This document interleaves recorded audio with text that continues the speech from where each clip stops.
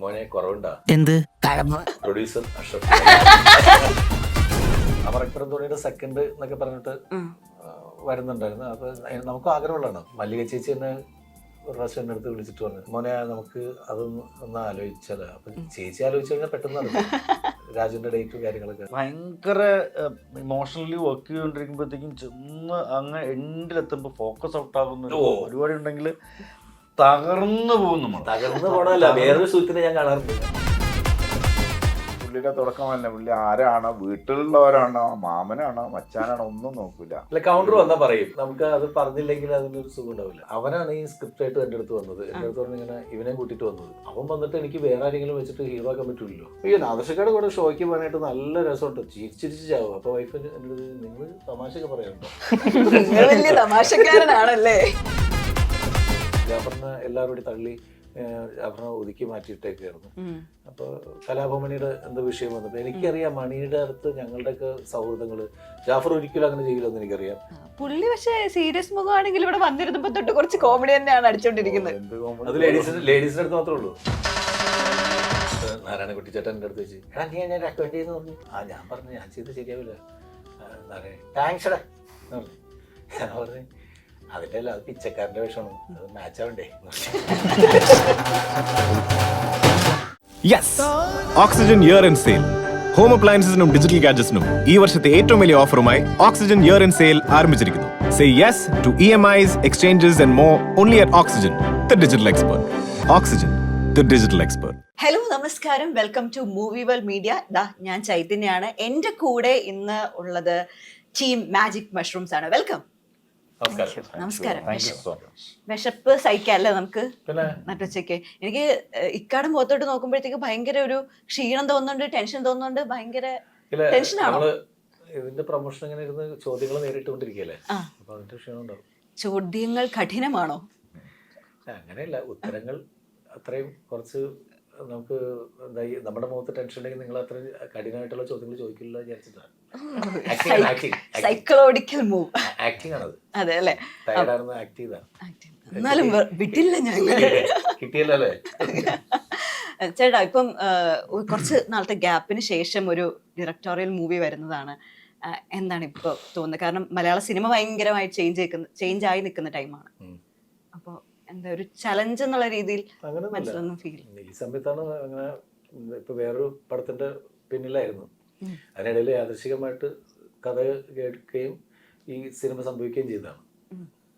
ശരിക്കും പറഞ്ഞാൽ കുറച്ചുകൂടി ഗ്യാപ്പ് വന്നേനെ, അല്ലെങ്കിൽ ഇനി ഗ്യാപ്പ് വന്നേനെ. അതിനിടയിൽ ഈ സിനിമ ഇങ്ങനെ ഒരു നല്ലൊരു പ്രോജക്റ്റും നല്ലൊരു കഥ നല്ല ടീം ഒക്കെ ആയിട്ട് വരുമ്പോൾ നല്ല സിനിമയായിരിക്കും, ചെയ്ത് കഴിഞ്ഞിട്ടുണ്ടെങ്കിൽ നന്നാവും എന്ന് തോന്നിയപ്പോൾ ഏറ്റെടുത്താ. ഓക്കെ. ഇപ്പൊ പ്രൊഡ്യൂസർ, റൈറ്റർ, ഹീറോയിൻ, DOP സുധന്റെ അടുത്തോട്ട് വരുമ്പോഴത്തേക്ക് എനിക്കൊന്ന് കുറെ നാളായെന്ന് തോന്നി ഇങ്ങനെ ഒരു ജോണറിൽ ഒരു പടം പിടിച്ചിട്ട്. ശരി. ഞാൻ കുറച്ച് ചിരിച്ച് ചെയ്ത ഒരു സിനിമ കുറച്ച് നേരമായി. ബാക്കിയെല്ലാം കുറച്ച് സീരിയസ് ഹെലികോപ്റ്ററും ഒക്കെ ആയിരുന്നു കുറച്ച് കാലം. അവിടെ നിന്ന് ഇറങ്ങി താഴെ നിന്ന് ഗ്രൗണ്ടിൽ ഇറങ്ങി നല്ല മണ്ണിൽ നിന്ന് ചെയ്ത ഒരു സിനിമയാണ്. എങ്ങനെയുണ്ടായിരുന്നു വർക്ക് ചെയ്ത സമയം? ഹെലികോപ്റ്ററിൽ നിന്ന് ഇറങ്ങിയിട്ട് ഡ്രോണിലേക്കായി.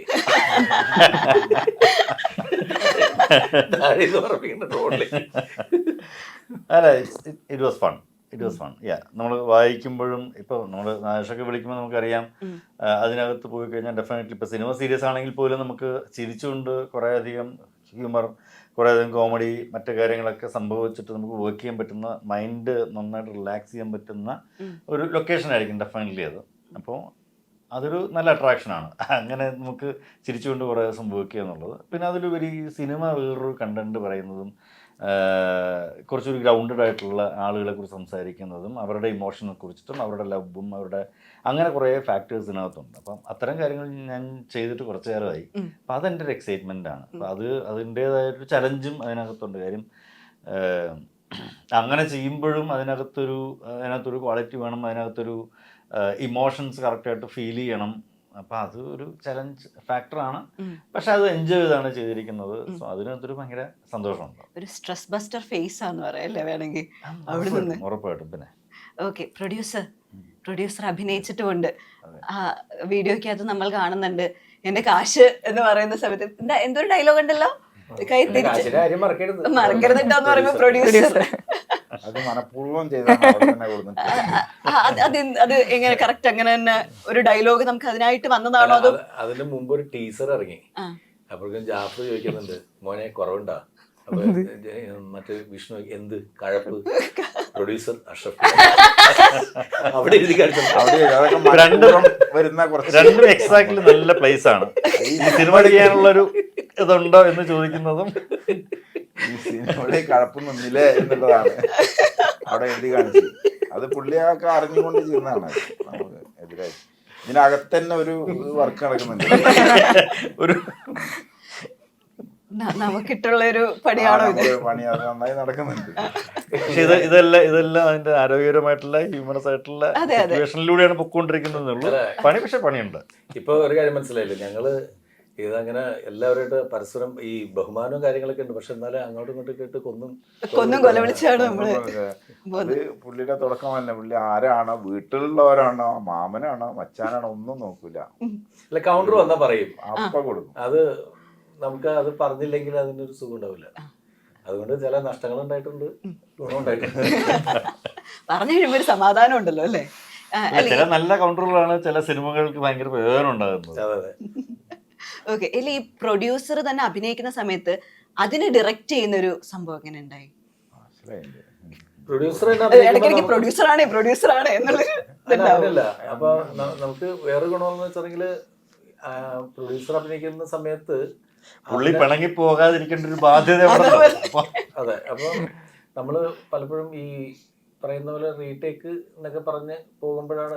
ഇപ്പൊ ഡിജിറ്റൽ അതിന്റെ പേരിൽ കുഴപ്പമില്ല. പണ്ട് ഫിലിമിലായിരുന്നെങ്കിൽ പ്രൊഡ്യൂസർക്ക് തന്നെ തോന്നും ഇനി ഒരു 3-4 ടേക്ക് പോകുമ്പോൾ അതിന് നഷ്ടങ്ങൾ എന്താണെന്ന് പറയും. ഇപ്പോൾ ഡിജിറ്റലായിട്ട് പിന്നെ അദ്ദേഹത്തിനൊക്കെ പിന്നെ തമാശക്കാണെങ്കിൽ പോലും അതിന് കാര്യങ്ങൾ പറയുകയാണെങ്കിൽ നല്ലൊരു ആക്ടർ ഉണ്ട് ഇദ്ദേഹത്തിൽ. ഉപയോഗിക്കുകയാണെങ്കിൽ നമുക്ക് തേച്ചുണിക്ക് എടുത്ത് കഴിഞ്ഞിട്ടുണ്ടെങ്കിൽ നല്ല ആക്ടർ കിട്ടും. ഇദ്ദേഹത്തിന് വേറൊരു ചെയ്തിരിക്കുന്ന പടങ്ങളിലെല്ലാം ഡിഫറെൻറ്റ് ക്യാരക്ടേഴ്സ് ചെയ്യണം എന്നുള്ള ആഗ്രഹമുള്ള ഒരാളാണ്.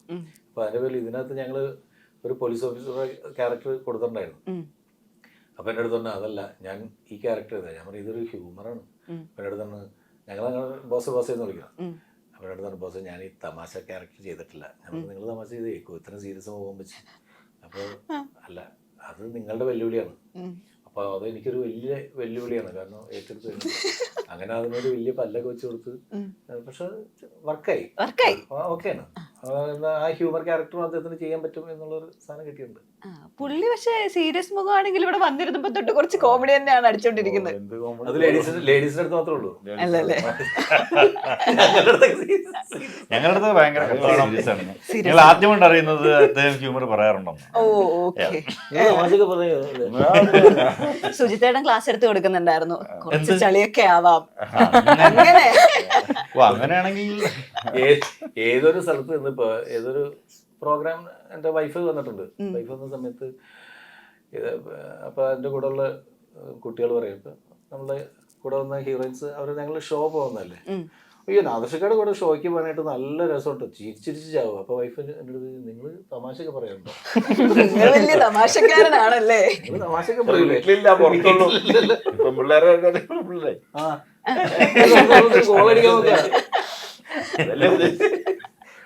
അല്ല, കൂടെ വന്ന ഏതെങ്കിലും ഒരു മെയിൽ പാർട്ടിസിപ്പന്റ് പറഞ്ഞിട്ടുണ്ടോ?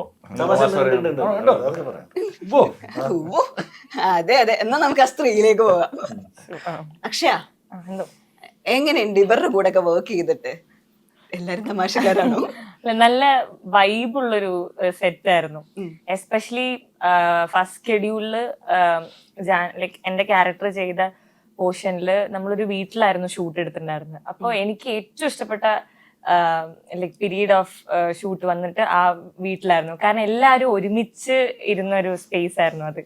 ഇപ്പൊ സെറ്റിൽ എന്തെങ്കിലും നമ്മള് ചെറുതായിട്ട് ഷൂട്ട് എടുക്കാൻ പറ്റാത്ത അവസരങ്ങൾ വരികയാണെങ്കിൽ ഒരുമിച്ചിരുന്ന് ബെഡിലൊക്കെ ഇരുന്ന് എല്ലാരും തട്ടി പാട്ടൊക്കെ പാടി ഗാനമേളൊക്കെ ആക്കി ഭയങ്കര വൈബായി കൊണ്ടുപോകുന്ന ഒരു സിറ്റുവേഷൻസ് ആയിരുന്നു. അപ്പൊ നമുക്ക് ഭയങ്കര എൻജോയ് ചെയ്ത് ചെയ്യാൻ പറ്റിയായിരുന്നു. അതെ.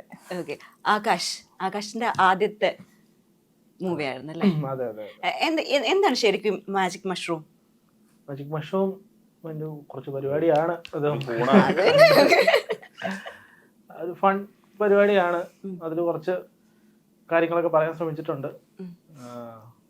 കൂടുതലൊന്നും അങ്ങനെ അങ്ങ് ഈ പറയാൻ പ്ലോട്ട് എന്താണ്? അല്ല ഇതിന് പ്ലോട്ട് ഒരു ലവ്, ഫാന്റസി, ഹ്യൂമർ ഇതെല്ലാം മിക്സ് ചെയ്തിട്ടുള്ളത്. ശരിക്കും നമ്മളുടെ കയ്യിൽ നിന്ന് പ്രതീക്ഷിക്കുന്ന ഒരു സിനിമ ഇപ്പൊ ഞങ്ങളെല്ലാം കൂടി ചേർന്ന് കഴിഞ്ഞിട്ടുണ്ടെങ്കിൽ സംഭവിക്കാൻ പറ്റുന്ന സിനിമകൾ ഏതാണെന്ന് അറിയാലോ. ആ ജോണറിലുള്ള സിനിമയാണ്. അപ്പം കുറെ മരിച്ച ആൾക്കാരുടെ സിനിമ പോലെ തോന്നി എനിക്ക് ട്രെയിലർ പെട്ടെന്ന് കണ്ടപ്പോ. അങ്ങനെയുള്ള ഒരു ലോകമാണോ കാണിക്കുന്നത്? അല്ലെങ്കിൽ കാണുമ്പോൾ മനസ്സിലാവും സീൻ എന്താണെന്ന്. മരിച്ച ആൾക്കാർ എഴുന്നേറ്റിരിക്കുമല്ലോ. ട്രിപ്പ് ആയിട്ടുള്ള ലോകം ഏതെങ്കിലും ആണെന്ന് അറിയാനേ. അതല്ല അല്ല സ്ലൈറ്റ്ലി അതിന്റെ ഒരു ട്രിപ്പ് അതിനകത്താണ്, ആ സീക്വൻസിനകത്തുണ്ട്. ബട്ട് ഇറ്റ് വാസ് വേറൊരു ഫീലുള്ള സീക്വൻസ് ആണ്. ഓക്കെ. ഈ ഡെലൂലു പോലെ ഒരു പ്രേതമൊക്കെ ഉണ്ടാവും ഇതിനകത്ത്. അത് കണ്ടു തന്നെ നിങ്ങൾ മനസ്സിലാക്കണം. അതിപ്പോ എല്ലാം നമ്മളിവിടെ നമുക്ക് ട്രെയിലർ ഡീകോഡ് ചെയ്യാനൊരു പരിപാടി.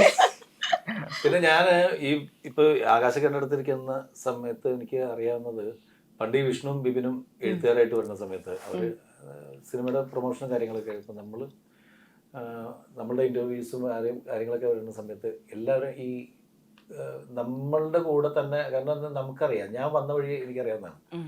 ഞാൻ പേനും പേപ്പറും എടുത്ത് എഴുതി ശീലമായിട്ട് വന്ന ആളാണ്. അപ്പൊ അതിൻ്റെ ഉള്ളിൽ പേനും പേപ്പറും എടുത്ത് എഴുതുന്ന ഒരാളുടെ പെയിൻ അറിയാവുന്നതിൻ്റെ പേരിൽ അവർ ആഗ്രഹിക്കുന്നത് നമ്മളുടെ ആഗ്രഹങ്ങൾ അറിയാവുന്നതിൻ്റെ പേരിൽ ഇപ്പോൾ ഇവിടെ ഇരിക്കുന്ന അല്ലെങ്കിൽ പണ്ട് ഇരുന്ന വിപിനും വിഷ്ണുവും അവരെഴുതുമ്പോൾ സമയത്ത് ഞങ്ങൾ ഒരുമിച്ച് തുടങ്ങിയ അവർക്കും അപ്പോൾ ആ ഒരു സ്പേസ് ഇപ്പം ഇവൻ്റെ മനസ്സിലും അടുത്ത സിനിമ, അടുത്ത സ്വപ്നങ്ങൾ, കാര്യങ്ങൾ സ്റ്റേജിൽ കയറി എന്ന് പറഞ്ഞ സമയത്തൊക്കെ നമുക്കിത് അത്ഭുതം തോന്നിയില്ല. കാരണം എല്ലാവരും മനസ്സിലുള്ളതാണ്. അത് തുറന്നുള്ളൂ. പിന്നെ എൻ്റെ മനസ്സിൽ വേറെ കുറേ കാര്യങ്ങളുണ്ട്. അതെൻ്റെ അടുത്ത് പറഞ്ഞില്ലെങ്കിൽ എനിക്കറിയാം. അടുത്ത സിനിമയുടെ കാര്യങ്ങളാണ്, വേറെ ഒന്നുമല്ല, തെറ്റിദ്ധരിക്കണ്ട. അടുത്ത സിനിമയുടെ കാര്യം പേര് തന്നെ ആകാശ് എന്നാണ്.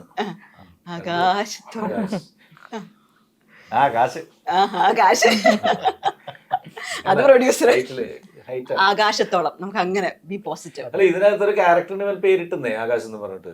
ആണോ? ആ ക്യാരക്ടറുമായി നമുക്ക് എന്തെങ്കിലും സാമ്യം ഉണ്ടാവും? എനിക്കൊരു സംശയമുണ്ട്, അത് ലൈഫായിട്ട് ബന്ധമുണ്ടോന്നൊക്കെ. ഉണ്ടോ? ഇല്ല. പിന്നെ ചെറുതായിട്ട് ക്യാരക്ടറിന് പേര് ഇല്ല, ഞാനത് എന്തോ അങ്ങനെ തോന്നി. അത്ര നല്ലൊരു പേര് വേറെ കിട്ടിയിട്ടുണ്ടാവില്ലായിരിക്കും. അങ്ങനെ ഇട്ടു. ഒരിക്കലും ഒരു റൈറ്റർ അതേ സ്വന്തം പേര് ആ പടത്തിലെ ഒരു ക്യാരക്ടറിന് ഇട്ട് കൊടുക്കുക എന്ന് പറയുന്നതിൽ എന്തൊക്കെ ദുരിതമുണ്ട്. ആരോടുള്ള ഒരു റിവെഞ്ചാ. ആരെങ്കിലും ഈ സിനിമ കാണുമല്ലോ, കണ്ടു കഴിഞ്ഞിട്ട് ആ ക്യാരക്ടർ ഏതാന്ന് നോക്കിയിട്ട് നമുക്ക് തിരിച്ചു തരാം. അങ്ങനെയാണെങ്കിൽ മറ്റേ ക്യാരക്ടറിന്റെ പേരും ഓൾമോസ്റ്റ് സിമിലർ ആയിരിക്കണമല്ലോ. അല്ല അത് ഇവൻ ഇടൂല. കാരണം വെച്ചിട്ടുണ്ടെങ്കിൽ അവിടുന്ന് അവരുടെ നാട്ടിൽ നിന്ന് ഇടിയുള്ളൂ. ഇടിയുള്ളൂ. അതൊക്കെ ഇവന്റെ പേര് പറയണാലും കുഴപ്പമില്ല. മറ്റതിന്റെ പേര് മാറ്റിയിട്ടുണ്ട്, ഉറപ്പ് മാറ്റിയിട്ടുണ്ട്. നമ്മളുടെ ഒരു എക്സ്പീരിയൻസ് അനുസരിച്ചിട്ട് മാറ്റി കാണാൻ സാധ്യതയുണ്ട്. പിന്നെ ഇവൻ ആരോടുള്ള ഒരു റിവെഞ്ച് ആണ് ആ പേര് തന്നിട്ട് അങ്ങനെയുള്ള സീക്വൻസ് ഒക്കെ ഉണ്ടാക്കി വെച്ചേക്കുന്നത്.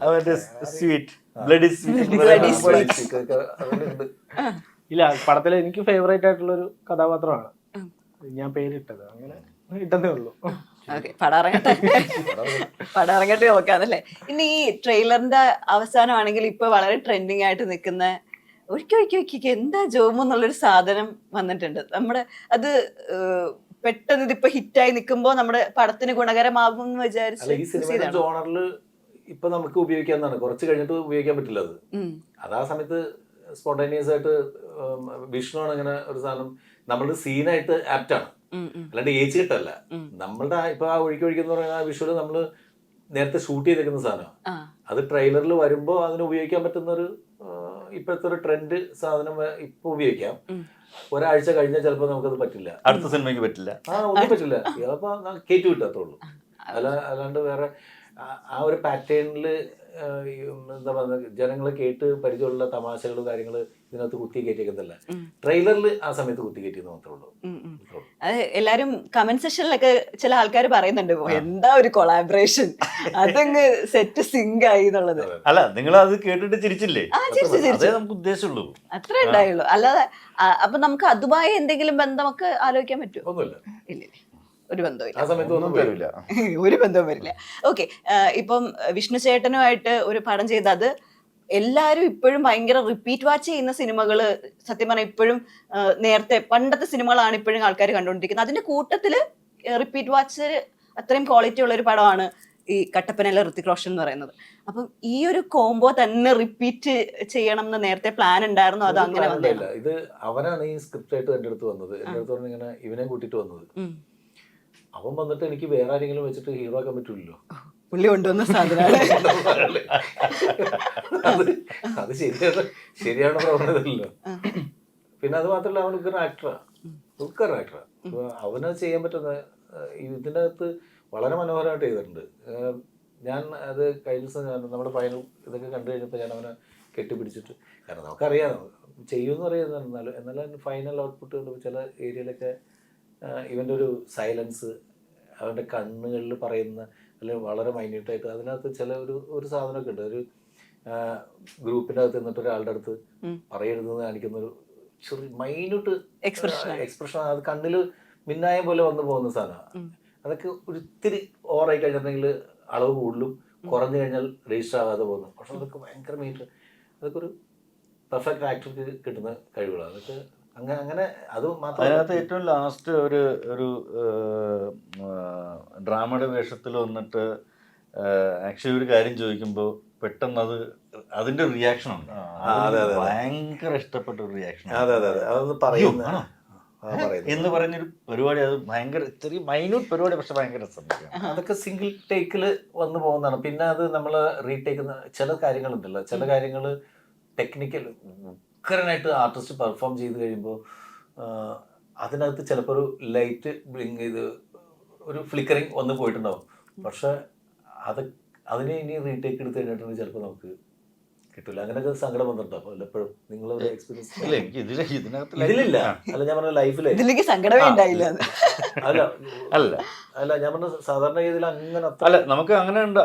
അതായത് ഭയങ്കര ഇമോഷണലി വർക്ക് ചെയ്തുകൊണ്ടിരിക്കുമ്പോഴത്തേക്കും ചെന്ന് അങ്ങ് എൻഡിലെത്തുമ്പോൾ ഫോക്കസ് ഔട്ട് ആകുന്ന ഒരു പരിപാടി ഉണ്ടെങ്കിൽ തകർന്നു പോകും. നമ്മൾ തകർന്നു പോണല്ല, വേറൊരു സൂചന ഞാൻ കാണാറുണ്ട് ആ സമയത്ത്.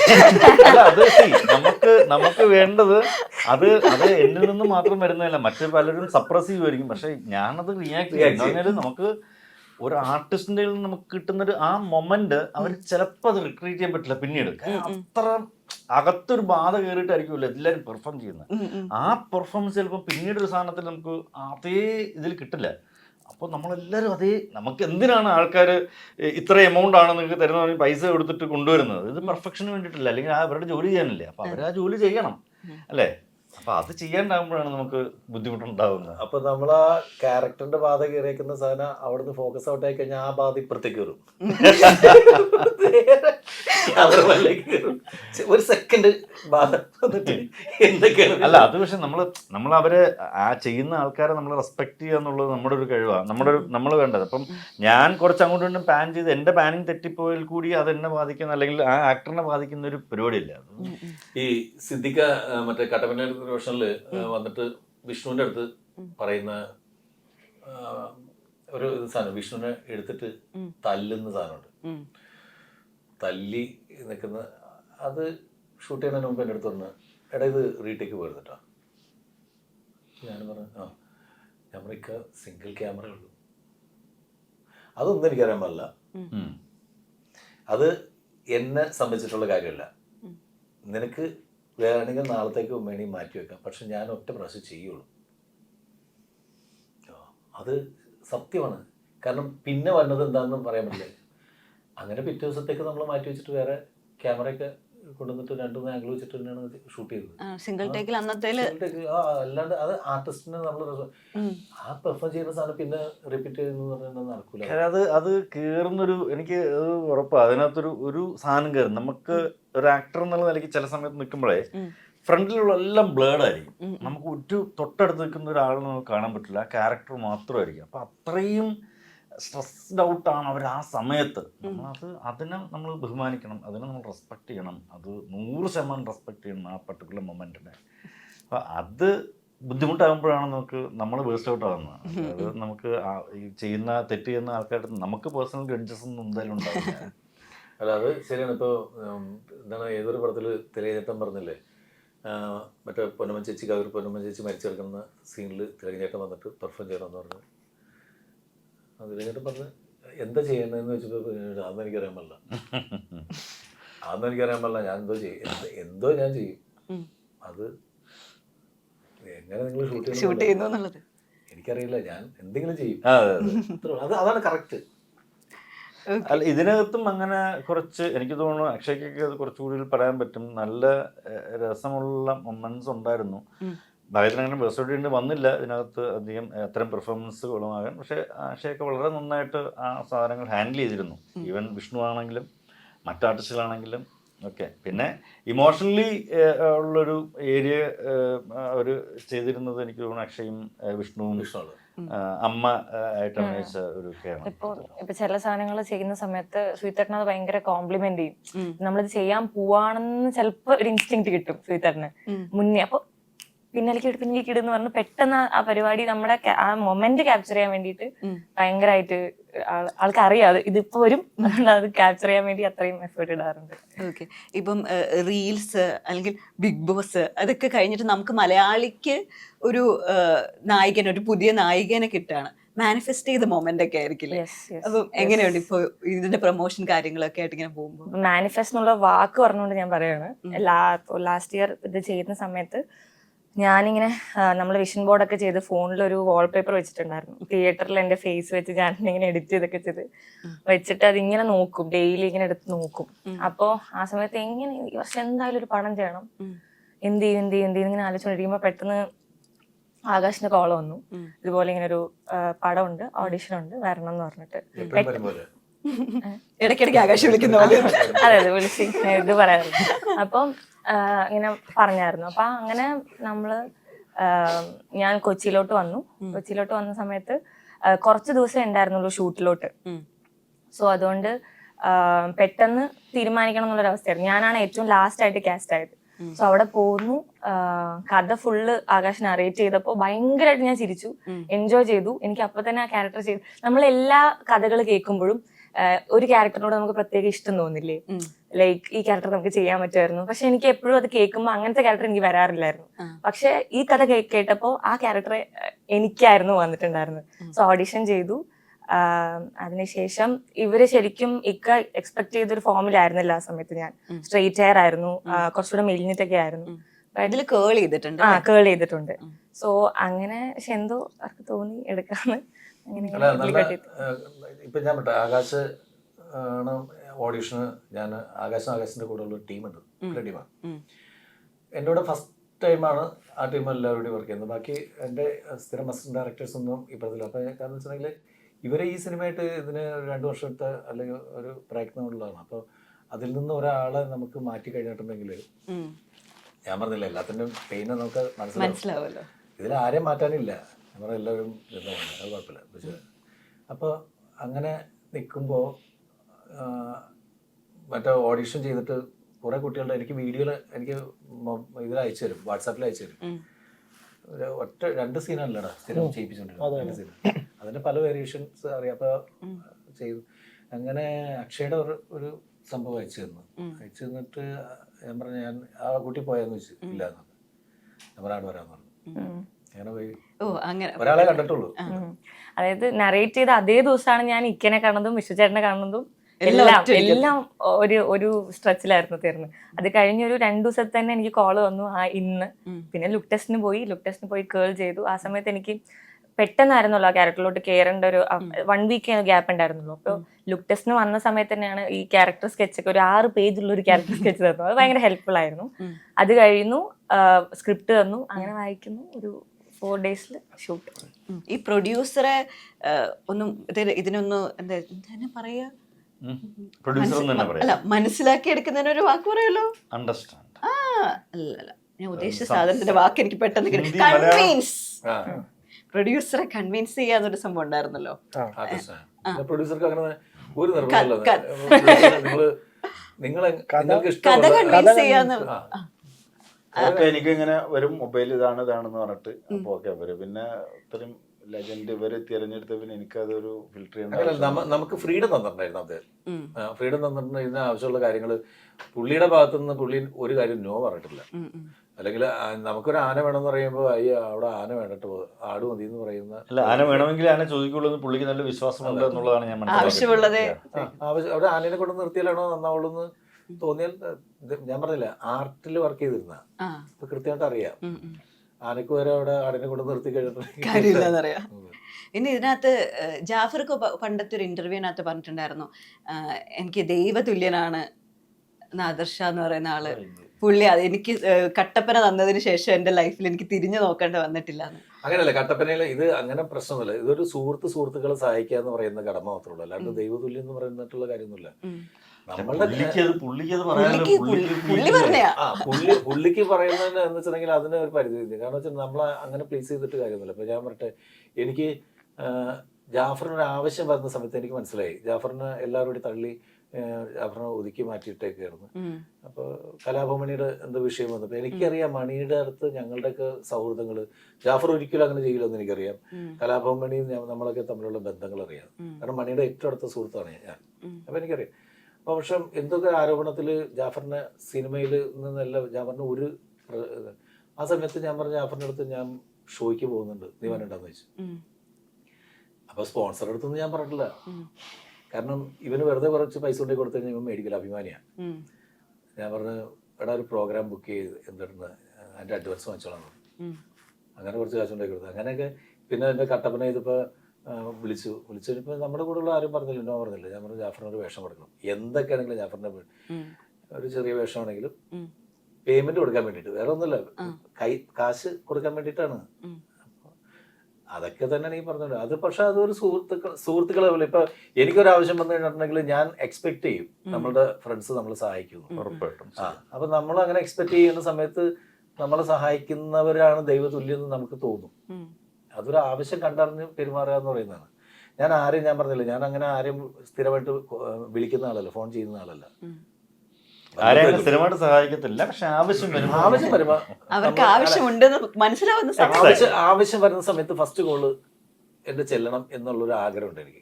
എന്താ പ്രശ്നം എന്ന് ചോദിക്കും. അത് അനുഭവങ്ങൾ കൊണ്ടായിരിക്കും അല്ലേ? കാരണം ആ സ്ഥാനത്ത് നിന്നിട്ട് ഞാൻ ചിന്തിക്കും, അത്രേ ഉള്ളൂ. അതിന് വേറെ മാജിക് ഒന്നുമില്ല. ഇപ്പൊ നമുക്ക് മാജിക് മഷ്റൂം ആണെന്ന്. സുധേട്ടാ, ഈ കോമഡി ടൈമിങ് കണ്ട് ഭയങ്കര എൻജോയ് ചെയ്തത് ആരുടെ ആയിരിക്കും ഏറ്റവും കൂടുതൽ ഇതിനകത്ത്? ഒരു DOP സംബന്ധിച്ച് ഇങ്ങനെ കറക്റ്റ് ഇങ്ങനെ കാണല്ലേ? അത് വേറെ ആരുടെ അല്ല, സീരിയസ്ലി. അത് ചില സാധനങ്ങളൊക്കെ നമ്മളിങ്ങനെ ഒട്ടും പ്രതീക്ഷിക്കാത്ത സ്ഥലത്ത് ഇപ്പുറത്തുനിന്ന് ഒരു കൗണ്ടർ വരും പുറമെന്ന്.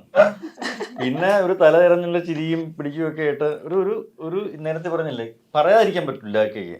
അപ്പോൾ നമ്മൾ വളരെ സീരിയസ് ആയിട്ടൊരു പരിപാടിയൊക്കെ ഇങ്ങനെ പ്ലാൻ ചെയ്ത് അത് എന്ത് ചെയ്യാന്നൊക്കെ ആലോചിച്ചിട്ടിരിക്കുമ്പോഴേക്കും ഇപ്പുറത്ത് ഇതൊന്നും ഒരു ബന്ധമില്ല പരിപാടി. അത് ഇപ്പം എന്താന്ന് ചോദിച്ചു കഴിഞ്ഞാൽ ഇഷ്ടംപോലെ ഇൻസിഡൻസ് ഉള്ളത് കൊണ്ട് എന്താന്ന് കൃത്യമായിട്ട് പറ്റത്തില്ല. പക്ഷെ എന്നാലും നമ്മൾ തല അണഞ്ഞ് ചിരിച്ച ഇഷ്ടംപോലെ ഇൻസിഡൻസ് അതിനകത്തുണ്ട്. അതുകൊണ്ട് വേറെ ആരുടെ ടൈമിങ്ങനെ ഇതാണ് പടത്തില് ഉള്ളതിന്റെ കോമഡി അതിന്റെ ഡബിളാണ് പുറത്ത്.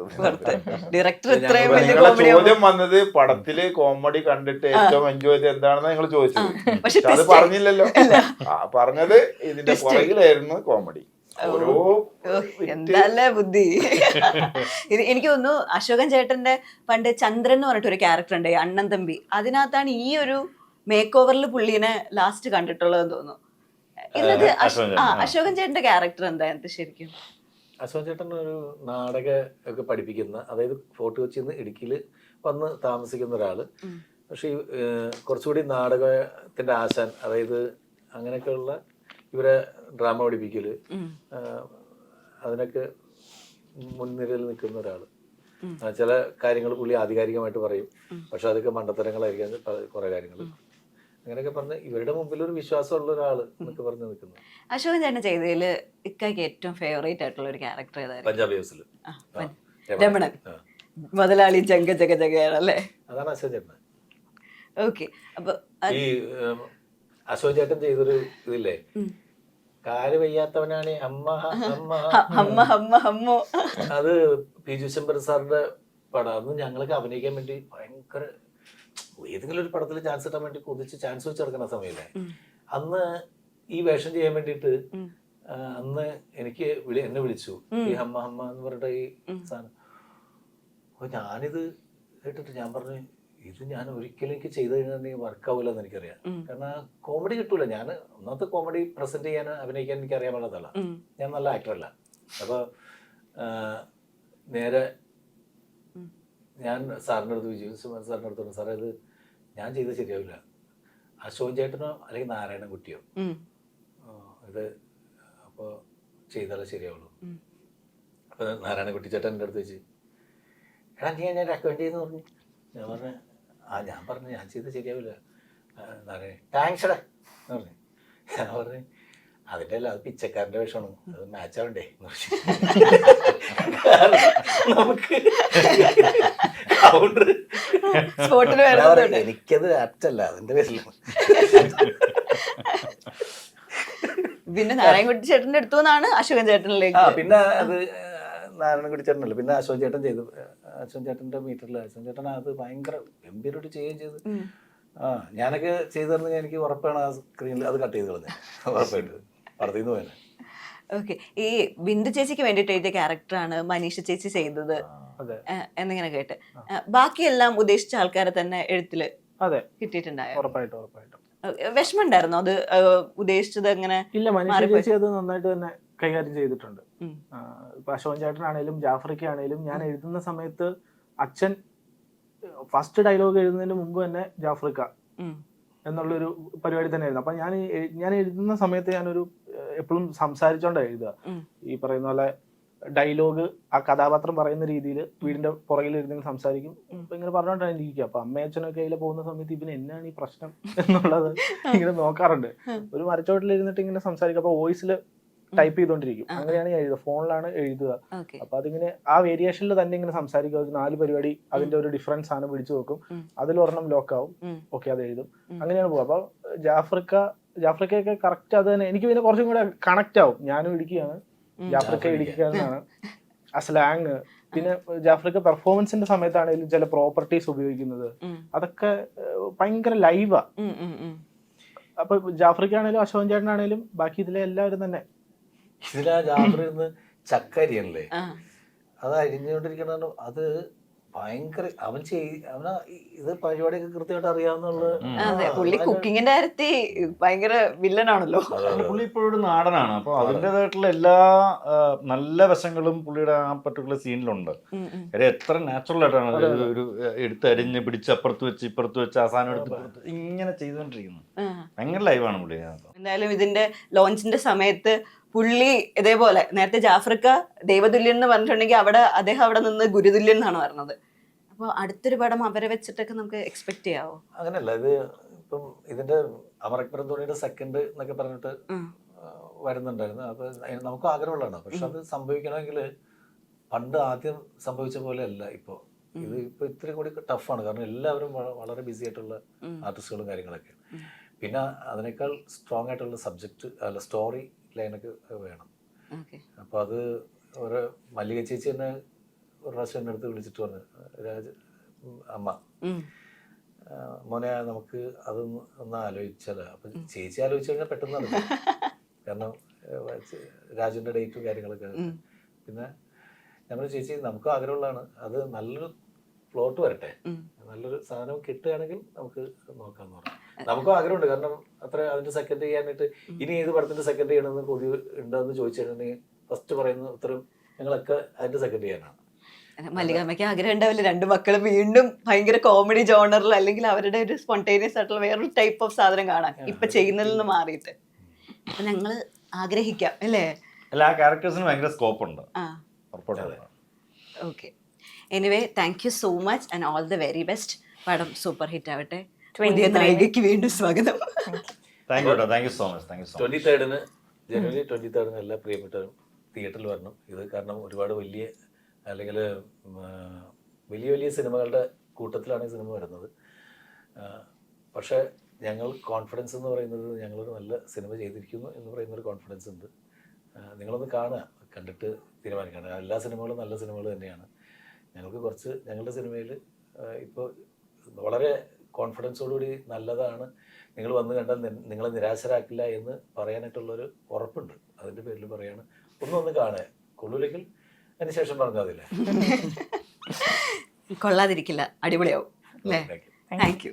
Yes, Oxygen year end sale home അപ്ലയൻസിനും ഡിജിറ്റൽ ഗാഡ്ജറ്റ്സിനും ഈ വർഷത്തെ ഏറ്റവും വലിയ ഓഫറുമായി ഓക്സിജൻ ഇയർ ആൻഡ് സെയിൽ ആരംഭിച്ചിരിക്കുന്നു. Say yes to EMIs, exchanges and more only at Oxygen, the digital expert. Oxygen, the digital expert.